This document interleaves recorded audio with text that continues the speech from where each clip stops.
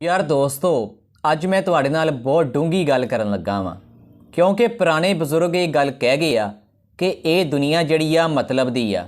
ਇਹ ਦੁਨੀਆ ਦੇ ਲੋਕ ਜਿਹੜੇ ਆ ਉਹ ਤੁਹਾਡੇ ਕੋਲ ਉਹ ਕੰਮ ਲੈਣਗੇ ਜਿਹੜਾ ਤੁਹਾਨੂੰ ਅੰਦਾਜ਼ਾ ਵੀ ਨਹੀਂ ਹੋਏਗਾ। ਦੋਸਤੋ, ਇਸ ਦੁਨੀਆ ਦੇ ਵਿੱਚ ਤੁਹਾਨੂੰ ਤਰ੍ਹਾਂ ਤਰ੍ਹਾਂ ਦੇ ਲੋਕ ਮਿਲਣਗੇ। ਕੋਈ ਚੰਗੇ ਮਿਲਣਗੇ, ਕੋਈ ਮਾੜੇ ਮਿਲਣਗੇ। ਕੁਝ ਐਦਾਂ ਦੇ ਲੋਕ ਮਿਲਣਗੇ ਜੋ ਤੁਹਾਡੇ ਚੋਂ ਫਾਇਦਾ ਕੱਢਣਾ ਚਾਹੁੰਦੇ ਆ। ਜਿੱਦਾਂ ਸ਼ਹਿਦ ਦੇ ਇੱਕ ਛੱਤੇ ਦੇ ਵਿੱਚੋਂ ਸ਼ਹਿਦ ਨਹੀਂ ਕੱਢਿਆ ਜਾਂਦਾ, ਇसी तरह कुछ लोग ऐदां दे मिलणगे जो तुहानूं उत्तों तो कहणगे कि असीं तुहाडे ही हाँ, लेकिन तुहाडे विच्चों शहद ऐदां कड्ढणगे जिद्दां छत्ते दे विच्चों शहद कढिया जांदा वा ते मक्खियां नूं पता भी नहीं लगदा। दोस्तों, बहुत ज़्यादा लोग इस दुनिया दे विच ऐदां दे भी आ जो सिर्फ तुहाडे नाल तलक इस वजह तो बनाउंदे आ क्योंकि उन्हां नूं तुहाडे चों फायदा नज़र आउंदा हुंदा वा। फायदे दी बुनियाद ते ओह तुहाडे नाल तलक बनाउंदे आ। ਇਹ ਜਿਹੜੇ ਲੋਕ ਹੁੰਦੇ ਆ ਕਾਫੀ ਕਮਜ਼ੋਰ ਲੋਕ ਹੁੰਦੇ ਆ।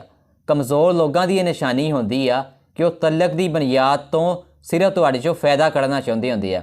ਸਿਰਫ ਉਹ ਫਾਇਦਾ ਦੇਖਦੇ ਆ ਤੁਹਾਡੇ ਵਿੱਚੋਂ। ਮਿਸਾਲ ਦੇ ਤੌਰ 'ਤੇ ਅਗਰ ਤੁਸੀਂ ਕਿਸੇ ਸਰਕਾਰੀ ਅਹੁਦੇ ਦੇ ਉੱਤੇ ਆ, ਵੱਡੇ ਅਹੁਦੇ 'ਤੇ ਆ ਤੁਸੀਂ, ਅਤੇ ਤੁਹਾਡੇ ਲੋਕ ਇਰਦ ਗਿਰਦ ਤੁਹਾਡੇ ਲੋਕ ਚਾਪਲੂਸੀਆਂ ਕਰਨਗੇ। ਤੁਹਾਡੇ ਕੋਲ ਲੋਕ ਆਉਣਗੇ, ਤੁਹਾਨੂੰ ਕਹਿਣਗੇ ਕਿ ਅਸੀਂ ਤੁਹਾਡੇ ਹਾਂ ਸਰ ਜੀ, ਅਸੀਂ ਤੁਹਾਡੇ ਹਾਂ। ਲੇਕਿਨ ਦੋਸਤੋ, ਜਦੋਂ ਤੁਸੀਂ ਰਿਟਾਇਰ ਹੋ ਜਾਂਦੇ ਆ, ਕੋਈ ਵੀ ਬੰਦਾ ਵੱਡਾ ਅਫਸਰ ਜਿਹੜਾ ਰਿਟਾਇਰ ਹੋ ਜਾਂਦਾ ਵਾ, ਉਸ ਤੋਂ ਬਾਅਦ 'ਚੋਂ ਉਹ ਇੱਕ ਅਲੱਗਾ ਚਾਰਪਾਈ 'ਤੇ ਬੈਠਾ ਹੁੰਦਾ ਵਾ। ਲੇਕਿਨ ਕੋਈ ਲੋਕ ਜਿਹੜੇ ਆ ਉਹਦੇ ਅੱਗੇ ਪਿੱਛੇ ਇੰਨੇ ਨਹੀਂ ਹੁੰਦੇ।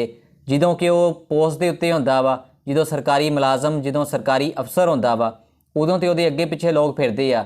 ਲੇਕਿਨ ਜਦੋਂ ਉਹ ਰਿਟਾਇਰ ਹੋ ਜਾਂਦਾ ਵਾ ਅਤੇ ਉਹਦੇ ਲੋਕ ਗੱਲ ਨਹੀਂ ਸੁਣਦੇ ਕਿਉਂਕਿ ਉਸ ਵਕਤ ਉਹਦੇ ਵਿੱਚੋਂ ਫਾਇਦਾ ਨਹੀਂ ਕੱਢ ਸਕਦੇ। ਜਦੋਂ ਤੇ ਉਹ ਸਰਕਾਰੀ ਅਫਸਰ ਹੁੰਦਾ ਵਾ ਉਦੋਂ ਤੇ ਲੋਕ ਉਹਦੇ 'ਚੋਂ ਫਾਇਦਾ ਕੱਢਦੇ ਆ, ਲੇਕਿਨ ਜਦੋਂ ਉਹ ਰਿਟਾਇਰ ਹੋ ਜਾਂਦਾ ਵਾ ਉਹਦੇ ਲਾਗੇ ਕੋਈ ਨਹੀਂ ਲੱਗਦਾ। ਸਿਰਫ ਲੋਕ ਤਲਕ ਜਿਹੜਾ ਬਣਾਉਂਦੇ ਆ ਫਾਇਦੇ ਦੀ ਬੁਨਿਆਦ ਤੋਂ ਬਣਾਉਂਦੇ ਆ। ਇਹ ਕਮਜ਼ੋਰ ਲੋਕਾਂ ਦੀ ਨਿਸ਼ਾਨੀ ਆ ਅਤੇ ਇਸ ਤਰ੍ਹਾਂ ਦੇ ਕਮਜ਼ੋਰ ਲੋਕਾਂ ਤੋਂ ਤੁਸੀਂ ਬਚ ਕੇ ਰਹੋ। ਮੇਰੀ ਇਹ ਵੀਡੀਓ ਤੁਹਾਨੂੰ ਕਿੱਦਾਂ ਦੀ ਲੱਗੀ ਆ ਮੈਨੂੰ ਕਮੈਂਟਸ ਦੇ ਵਿੱਚ ਜ਼ਰੂਰ ਦੱਸਿਓ।